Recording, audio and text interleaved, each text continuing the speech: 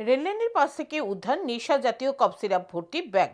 তেলিয়ামুড়া থানার পুলিশের অভিযানে উত্তেজনা। তেলিয়ামুড়া থানাধীন লাখাই বাজার সংলগ্ন রেললাইনের পাশে ট্রেন থেকে ফেলা হয় ব্যাগ ভর্তি নেশা জাতীয় কফ সিরাপ। এই খবর পেয়ে ঘটনাস্থলে ছুটে যায় তেলিয়ামুড়া থানার বিশাল পুলিশ বাহিনী। এই অভিযানের নেতৃত্বে ছিলেন ওসি জয়ন্ত কুমার দে। অভিযানের সময় কিছু দুষ্কৃতী গুলতি দিয়ে পুলিশের উপর আক্রমণ চালায়, এতে আহত হয় এক পুলিশ কর্মী। পরিস্থিতি সামাল দিতে দ্রুত ঘটনাস্থলে ছুটে যায় এসডিপিও রোহন কিষান। পুলিশের তৎপরতায় ঘটনাস্থল থেকে উদ্ধার হয় নেশা জাতীয় কফ সিরাপ ভর্তি একটি ব্যাগ।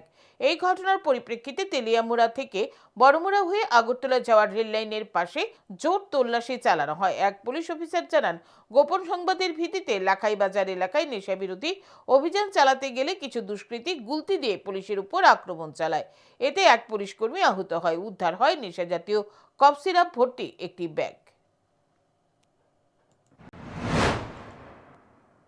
যে লাখাই বাজারে একটু আগে কিছু কন্ট্রাব্যান্ড আইটেমস ট্রেন থেকে করবো কইয়া ওই ফালাইব কইয়া ওই অনুসারে আমরা রেড করতে আসলো।